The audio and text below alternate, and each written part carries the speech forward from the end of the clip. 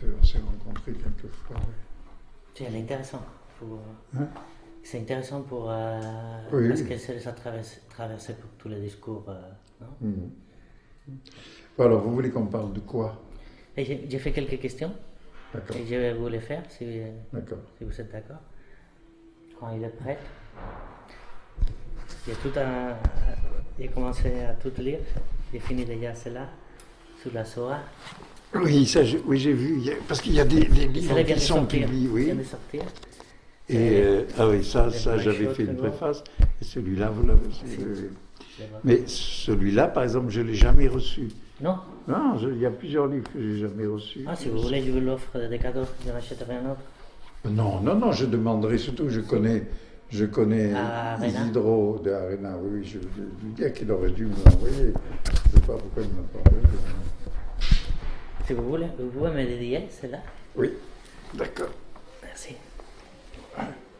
Donc votre nom est là, alors. Ouais. Et ici, on a créé une association aussi de philosophie Ah, qui s'est attachée à ici et ailleurs à l'Ambrosa. qui est attaché à quoi, vous dites? À l'association ici et ailleurs à l'Ambrosa. Ah, d'accord. La nôtre s'appelle Aquí y Allá, Pensée nomade aussi.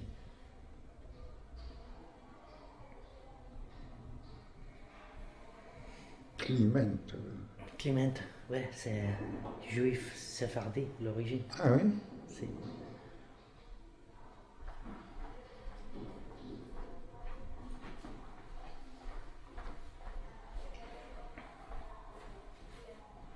¿Cómo tienes? Bé, jo tinc.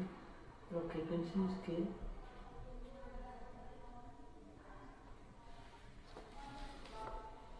Voilà. Merci beaucoup. Merci. el que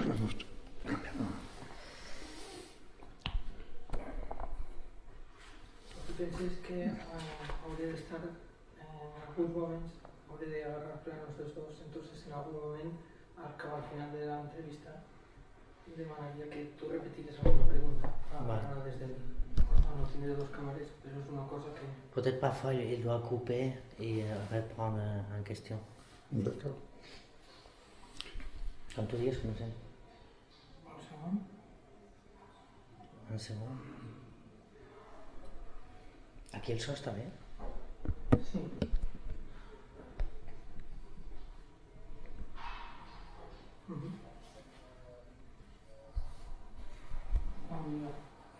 Un poc més.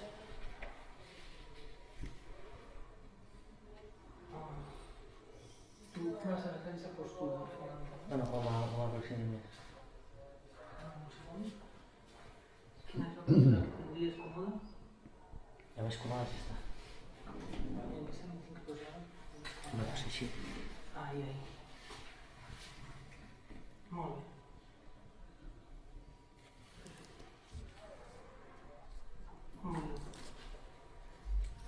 Bonjour, Jean-Luc Nancy. Bonjour. Et je voudrais vous faire quelques questions par rapport à la philosophie. Et, quel est l'intérêt de votre travail sur la Dama d'Elche? Parce que j'avais vu que vous avez fait quelque chose. Ah, C'est la question de la féminité dans la primitive de Méditerranée.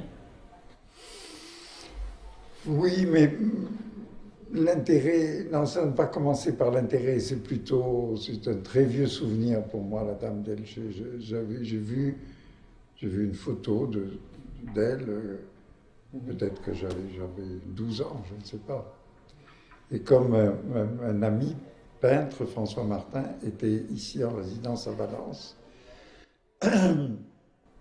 et donc lui, il m'a parlé au téléphone un jour, il me parle de la dame d'Elche, alors je lui dis, oh mais c'est un vieil amour pour moi, la dame d'Elche.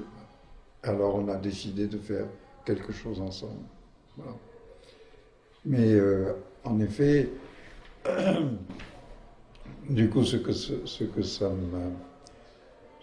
m'a provoqué, disons, à un peu élaborer, c'était quelque chose à partir de toutes ces statues féminines qui sortent de la terre, parce qu'on les trouve sous terre, mais qui sont en même temps un peu comme des divinités chtoniennes, d'anciennes, quelquefois des Vénus, c'est des déesses de la fécondité, ou bien la Dame d'Elche, on ne sait pas ce que c'est, on ne sait d'ailleurs pas si c'est un personnage ou une déesse, bon. Peu importe, ce qu'il y a, c'est qu'elle porte avec elle quelque chose comme ça d'extrêmement archaïque, même si c'est peut-être un faux, parce que finalement, on ne le sait toujours pas vraiment, je crois. Voilà. J'ai beaucoup aimé votre livre intitulé Noli Me Tangere. Quel est la thèse principale pour un public hispanophone qui ne connaît encore votre travail? Vous me demandez quelque chose de presque impossible, parce que, ben, si vous voulez, je voulais, à partir de Noli Me Tangere, de la scène évangélique où Marie-Madeleine voit le Christ ressuscité, et que le Christ lui dit « Ne me touche pas ou ne me retiens pas, parce que je m'en vais, mais va dire aux autres que tu m'as vu, que je suis ressuscité. » Dans cette scène, comme dans la scène d'Emmaüs qui suit,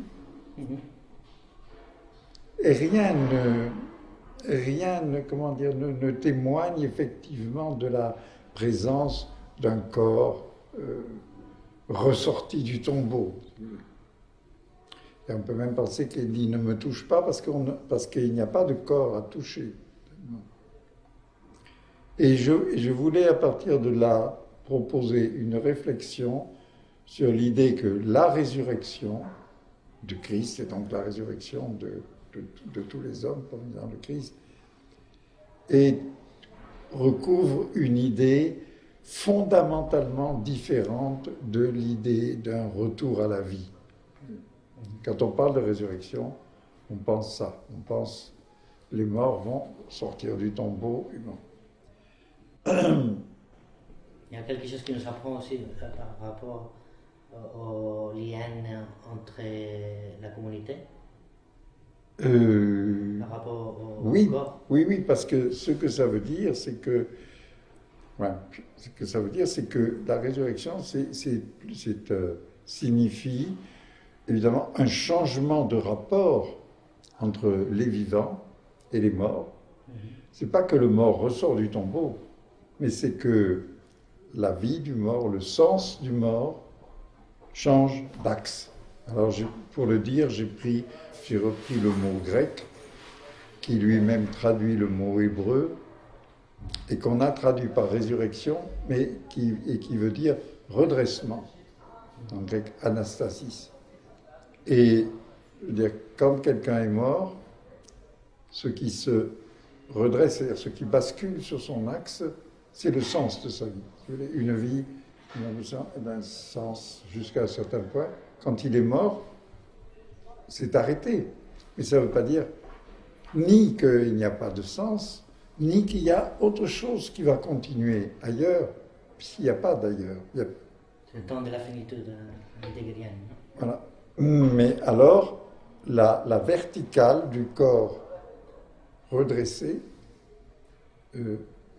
ça signifie que cette vie, dans son espace de temps, elle a un sens entier, sa finitude a un sens complet et même infini. Bon, on peut aller plus loin et dire sens infini. Mais voilà, le noyau de l'affaire, c'est ça pour moi. C'est d'essayer de proposer, de penser que résurrection est complètement différent de seconde vie ou de métempsychose ou de ça.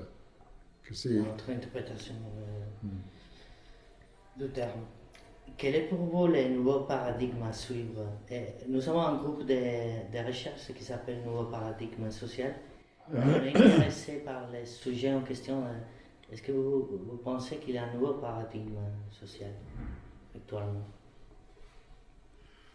Non, je ne pense pas, parce que je pense qu'il y a plutôt une décomposition générale des paradigmes sociaux. D'ailleurs, je ne sais pas très bien ce que c'est qu'un paradigme social. Ça veut dire, si vous voulez dire, il y a des sociétés hiérarchiques et des sociétés non hiérarchiques ou moins hiérarchiques ou plus égalitaires. Ou alors, il y a Nous, des on pensait surtout à des sociétés alternatives. Par exemple, maintenant, on pense beaucoup au coopérativisme, à l'associationnisme. Oui.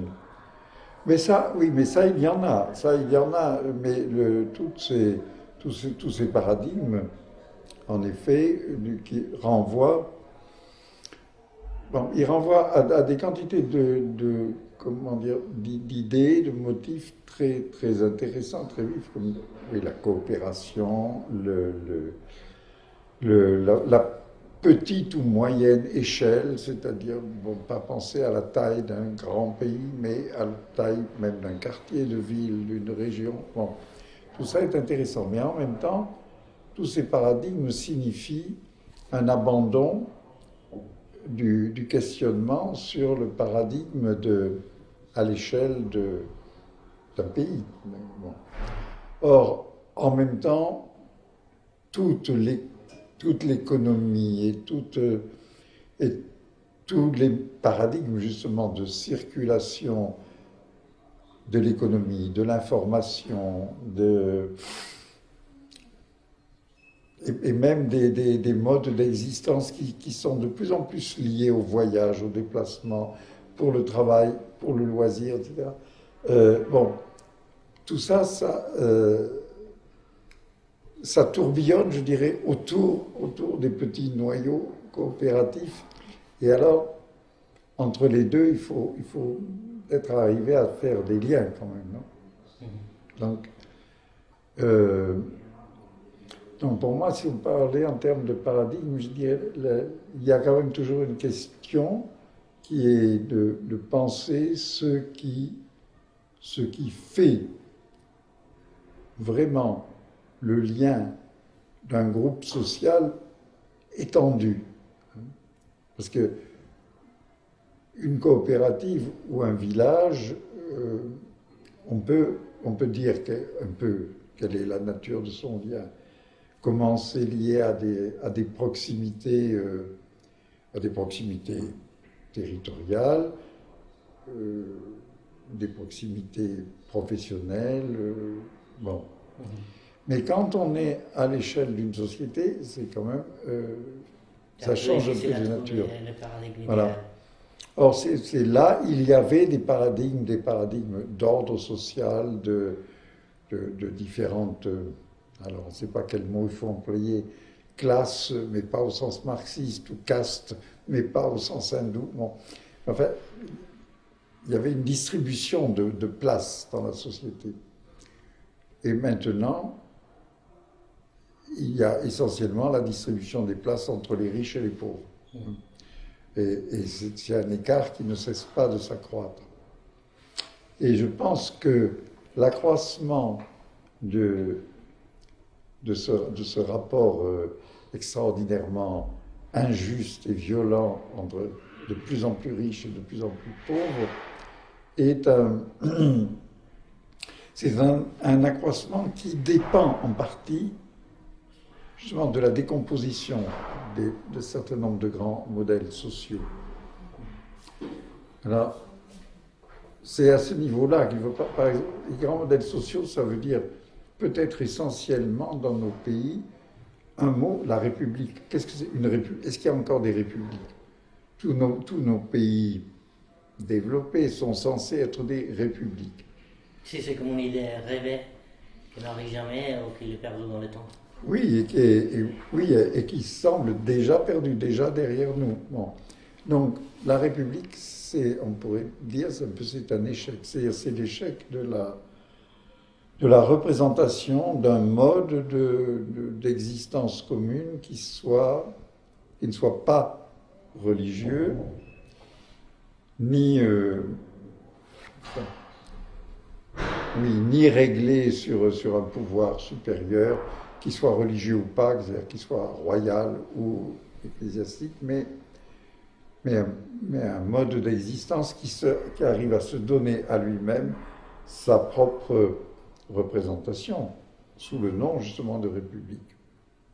Alors, il n'y a pas de représentation de la République. Encore la France est le pays qui a une petite représentation de la République. Vous savez, cette femme qu'on appelle Marianne, qui est sur les timbres-poste, qui est en buste dans toutes les mairies de France, mais qui est presque maintenant, je crois, devenue inconnue pour la plupart des Français.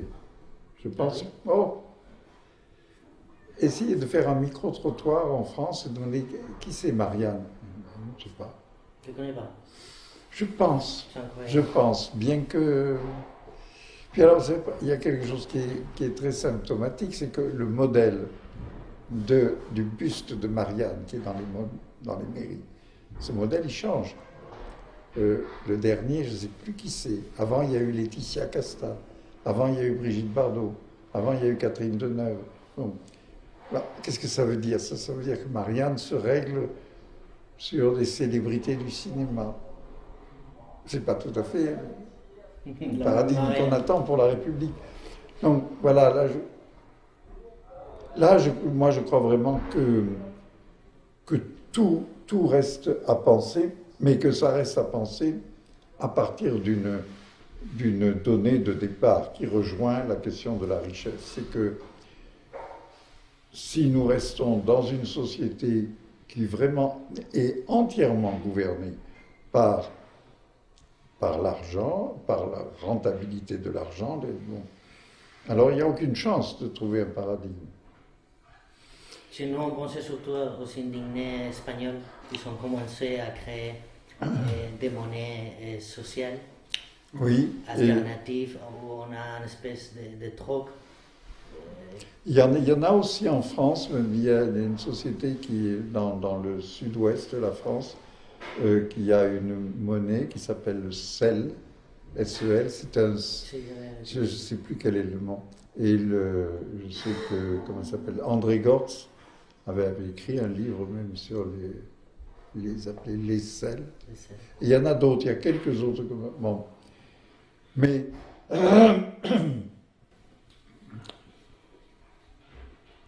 je dirais ces initiatives-là, oui, elles ont des intérêts de signaux, quoi. Ce sont des signaux d'alarme à la fois et des signaux on peut peut-être faire autrement. Mais en même temps, ça ne permet pas d'agir sur les bourses, sur les marchés. Non. Donc, mais c'est comme s'ils se construisaient une société à part de la politique, de l'État. Oui. Même une police particulière en Grèce pour contre-attaquer à la police de l'État quand il fait des attaques aux immigrants, aux lesbiennes. Oui, je comprends. Mais moi, je pense quand même que toutes ces initiatives sont très intéressantes, mais que ça ne nous permet pas de penser ce que c'est que l'être en commun, l'être social. Bon. Et que ça dépend d'une transformation, vraiment, je dirais, de la culture, de la société, une transformation profonde. Le capitalisme, il a été une transformation très profonde. À un moment donné, toute la société européenne, elle a commencé à sortir de la reproduction avec une base agricole et avec un système de seigneurs guerriers protégeant les territoires agricoles. Bon. En caricaturant, c'est un peu ça. À un moment donné, ça change, et c'est là que le capitalisme s'invente. Bon. Alors, je dirais peut-être toutes les initiatives alternatives, elles doivent certainement représenter des commencements de fissures, de lézardes, comme on dit en français, dans le grand édifice. Mais il faut un paradigme pour tout le monde, quand même. Il faut un paradigme des quartiers. Moi, je pense, oui, c'est-à-dire, moi, je ne dirais pas un paradigme, si vous voulez. Je dirais, il faut...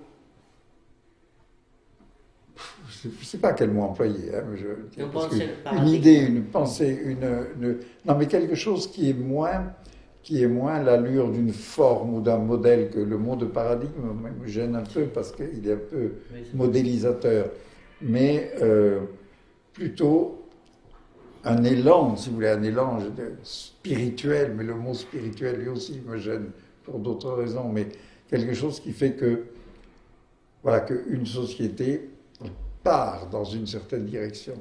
Mettons la société même féodale, en tant que chrétienne, hein, mettons la société à l'époque de Charlemagne, il y avait quelque chose qui allait quelque part.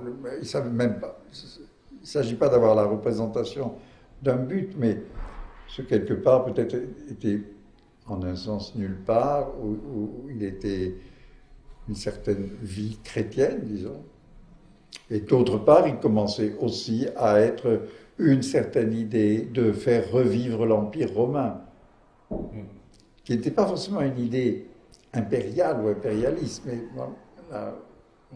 de même que, je ne sais pas, l'idée de Rome a été une certaine unité de tous dans un certain droit, dans une certaine représentation de la République, justement, qui se fonde elle-même, qui se reconnaît elle-même comme Rome, etc.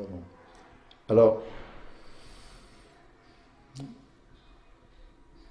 moi je suis sûr que devant nous, mais très loin, peut-être à quelques siècles de distance, il y aura autre chose. Il y aura une société qui vivra autrement. Mais en ce moment, par exemple, l'Europe, pourquoi ça ne marche pas l'Europe? Parce qu'il n'y a pas d'idée de l'Europe.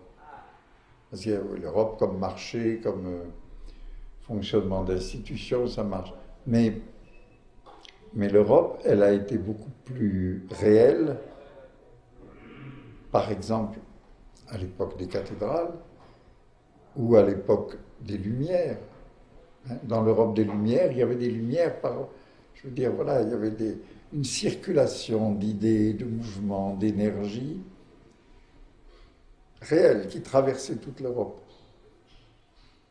et qui ne s'occupait pas beaucoup des frontières. Un peu, mais bon. Mais après, c'est la révolution industrielle qui a, je dirais, remplacé ce mouvement général de l'Europe.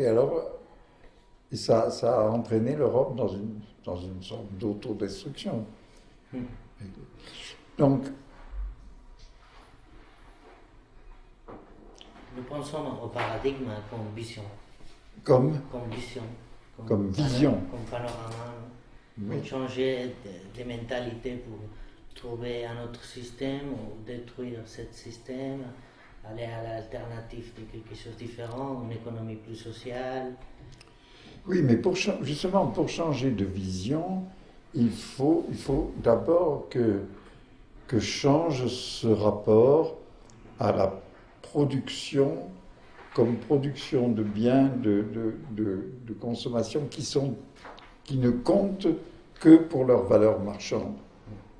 Là, quand même, Marx a bien vu que le problème était cette équivalence générale que représente l'argent. Mais vous voyez bien que pour changer ça, il faut aussi changer nos désirs, nos manières de... Si on veut toujours avoir le dernier smartphone, bon, mais ça c'est pas... Je ne parle pas d'un changement psychologique ni moral, je parle de toute une... Voilà, un ensemble de pensées, mais pas de pensée au sens abstrait ou intellectuel. Une disposition qui fait que... Bon. Or, je pense qu'il y a un petit ferment quand même, que représentent aussi d'ailleurs les tentatives alternatives, mais qui est justement le ferment du sens qui est de plus en plus fort quand même, du sens que cette société n'est pas une société, qu'elle ne fait pas de rapport entre les gens, au contraire qu'elle isole les gens, qu'elle repose sur des exploitations, des dominations, bon. Et là, je pense qu'il y a une insatisfaction et un désarroi des sociétés, en tout cas des sociétés occidentales. Parce que maintenant, il y a autre chose qui se passe en ce moment, c'est qu'il y a des millions, des milliards d'hommes sur la Terre qui sont en train de sortir d'un État qui était, qui était un État très archaïque. Pensez à l'Inde. Dans l'Inde, il y a encore des millions de gens, mais en Chine aussi d'ailleurs, qui vivent d'une manière très archaïque, mais quand même, globalement, à la fois ça se transforme et c'est en train de déplacer tout l'équilibre économique du monde. C'est un phénomène de globalisation. Oui, mais la globalisation, c'est pas une seule sphère, ça se déplace. Voilà. Peut-être que l'Europe va devenir pas grand-chose, une petite... Voilà. Vous passez les années de retraite. On dit oui à la radio. Ben oui, mais l'Europe, en partie, c'est en train de devenir, en effet, un ensemble de pays de retraités, hein, et de gens de plus en plus âgés, mais en même temps, même la prolongation de la vie est quelque chose qui, d'une certaine façon, n'a pas de sens. C'est-à-dire, tout le monde dit c'est très bien, ah, à 100 ans, c'est très bien. C'est pas si bien que ça, parce que beaucoup de vies prolongées ne sont pas des vies très heureuses, sont difficiles, demandent beaucoup de soins, d'entourage. Bon. Et le résultat, c'est qu'on fabrique beaucoup de maisons de retraite, on fabrique même des petits villages de vieux. Mais une société de vieux, c'est pas une société. Une société, il y a des vieux et des jeunes. Là. Ici, les vieux, ils sont indignés aussi. Ils sont indignés. Oui. Ils sont dans les manifestations. Parce que la retraite, il a vraiment baissé pour arriver à survivre. Bien sûr. Et que souvent, par exemple, ce qui est vraiment bien pour permettre à des gens très âgés et dépendants de vivre bien, c'est très cher. C'est très très cher. Et on ne peut pas se le payer avec une retraite... Non, à part les raccourcis budgétaires, et ils sont en train d'essayer de toucher la retraite aussi. Et il y a des gens en Espagne, par exemple, qui vivent avec 300 € ou 500 €. Avec ça, tu ne peux même pas te soigner. Mais oui, bien sûr. Bien sûr. Comment c'est? Sí, pensaba que era también. Oui, parce qu'il va falloir que j'aille. Et vous avez combien de temps? Je veux absolument être au début de la deuxième conférence. Là, ça commence à quelle heure? 6 heures. Ah, 6 heures. Il reste 5 minutes. Non. On fait une dernière? Oui. Parce que 6 minutes, j'arrive. La última, sí. Et j'ai lu votre livre sur le problème de la représentation et de la Shoah, que j'ai utilisé même dans les lycées. Et tous mes élèves pensaient si c'est possible la représentation. Et qu'est-ce que c'est pour vous l'irreprésentable de la Shoah? Mais je dirais qu'il n'y a pas vraiment un irreprésentable, comme j'étais. Parce que on pourrait le faire, on l'a un peu fait, comme les Américains l'ont un peu fait quand ils ont fait leur film Holocauste, où il y a eu aussi le film de... Ah, j'oublie ce titre. Bon, un film de Spielberg, je crois. C'est des Cassins. Et comment ça s'appelait? Je oublié aussi. Bon, mais peu importe. Peu importe, je crois que là, il y a quelque chose qui n'est pas représentable, mais tout simplement parce que si vous voulez, on peut toujours... Il s'agit de savoir ce qu'on veut dire avec représenter. Si c'est représenter, c'est montrer, mettre en scène, imiter, copier, on peut toujours. On peut toujours, mais si représenter, ça veut dire montrer la vérité de quelque chose, et non pas faire une copie, mais montrer la vérité, eh bien, montrer la vérité de la Shoah demanderait qu'on soit capable peut-être de montrer les ressorts qui l'ont produite. Or, ces ressorts, nous ne les connaissons même pas. C'est-à-dire, qu'est-ce que c'est que l'antisémitisme et qu'est-ce que c'est que le passage de l'antisémitisme à cette forme extrême? Mais même l'antisémitisme. Vous savez ce que c'est l'antisémitisme? Enfin, plutôt, pourquoi il y a de l'antisémitisme? C'est une question terrible. Moi, j'ai une petite idée, une petite hypothèse que j'ai écrite dans un autre livre, mais Sur le mythe nazi avec non, c'est plutôt quelque chose qui se trouve dans un livre qui n'est pas encore traduit, dans l'adoration. C'est-à-dire, je pense que les Juifs représentent, pour les chrétiens, une sorte de reproche vivant, permanent, parce que les chrétiens trahissent la distinction entre le royaume de terre et le royaume du ciel. Alors que les Juifs de la diaspora, parce que je laisse de côté là le problème d'Israël, mais depuis la deuxième destruction du temple, les Juifs qui vivent justement sans le temple, c'est-à-dire aussi sans le royaume, manifestent une vie dans le monde qui est à part du monde. Bon. Les chrétiens, surtout les catholiques, enfin tous les chrétiens, a au contraire manifesté exactement le contraire, c'est-à-dire s'emparer du monde et faire bon. Et ça, je pense que ça fait une sorte de comme on dit, d'écharde dans la chair des chrétiens. Et que donc il faut rejeter, mais peut-être c'est pas suffisant. En tout cas, la Shoah montre que jusqu'à un certain point, vraiment, la société européenne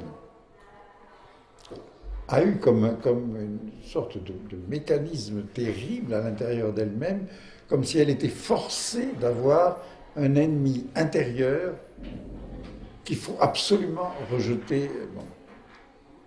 Parce que, et ça, c'est ça, je crois, c'est ça qu'on ne peut pas montrer, parce qu'il faut montrer à ce moment-là, il faudrait arriver à montrer quel est l'esprit ou la vérité de l'Europe. La Shoah, c'est non seulement le rejet, sinon l'anéantissement. C'est l'anéantissement, mais oui, mais c'est la forme. Une identité, non? Oui, mais oui. Mais alors, oui, mais cet anéantissement total, il est comme le résultat d'un rejet fondamental et toujours renouvelé, qui avait eu des épisodes très importants déjà en Espagne, et au Portugal, mais d'autres en Russie. Bon. Alors, c'est-à-dire qu'avec la Shoah, peut-être que toutes les difficultés viennent de ceci, que quand on représente les camps, quand on raconte, on explique tout ce qu'on veut des camps, on parle d'un anéantissement terrible, insupportable, horrible, etc., de personnes humaines. Mais on n'arrive pas à parler du juif, du non-juif, le non, N-O-M, comme je reprends l'expression de Jean-Claude Milner. Je ne suis pas d'accord avec toutes les thèses de Milner seulement, mais je pense que là, il y a quelque chose de... Donc peut-être ce qui n'est pas représentable, en fait, c'est le juif, c'est-à-dire ce que veut dire le non-juif, en tant qu'il veut dire une sorte d'étrangeté que l'Europe désigne en elle-même comme à la fois lui appartenant et lui étant profondément étrangère. fait, déjà Sartre avait quand même touché à ce problème en disant le juif, c'est celui qui est appelé juif, nommé juif, désigné juif. Et dans la Shoah, pour rendre possible l'idée même de l'anéantissement, il fallait justement désigner les juifs. Qui est juif? Les juifs, combien de grands-parents il faut pour être juif? Et en fait, La question de lignage. Voilà, oui. C'est pas ça? Bon, Vous devez partir? Oui. Je suis désolé, mais c'est dommage qu'on n'ait pas pu avoir un rendez-vous plus tôt. Il va vous prendre un plan et vous pouvez partir. D'accord. Merci beaucoup. Je suis désolé de vous avoir pris comme ça. Non, mais si vous avez une vidéo après, si vous vous pouvez me donner votre adresse, je vous l'envoie. On Oui. va l'éditer et on va éditer aussi. L'adresse postale, vous voulez? Si, l'adresse postale. Au mail, si vous voulez, je sais pas. Si vous voulez. Enfin, ça dépend comment vous voulez l'envoyer. Si vous voulez. Je peux l'envoyer. Normalement, on aura quelque chose de physique. On peut envoyer la revue débat, où il va être publié, et aussi l'entretien. D'accord, mais...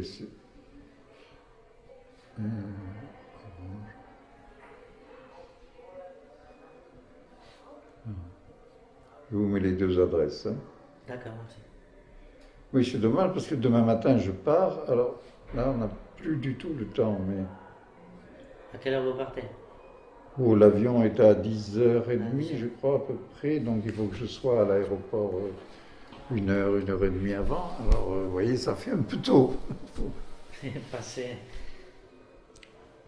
pour l'aéroport, il faudra toujours une heure.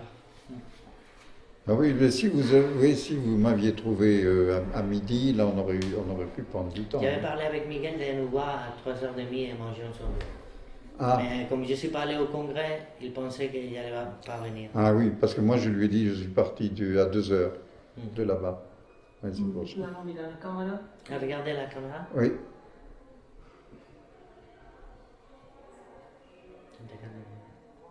Ok. C'est bien. Voilà. Bon. Alors. Bon, merci, enchanté. Mais, Continuez à écrire et à penser. merci, mais continuez à C'est faire intéressant. ce que vous faites. Oui, Merci on aurait pu beaucoup. parler plus aussi des indignés, de l'indignation. Tu vois. Si. Bon, une autre fois peut-être. Parce que je reviendrai peut-être à Valencia. Il y a des chances. On Oui. sera en contact Oui, alors. parce qu'avec Miguel, de plusieurs gens de la faculté des médecins.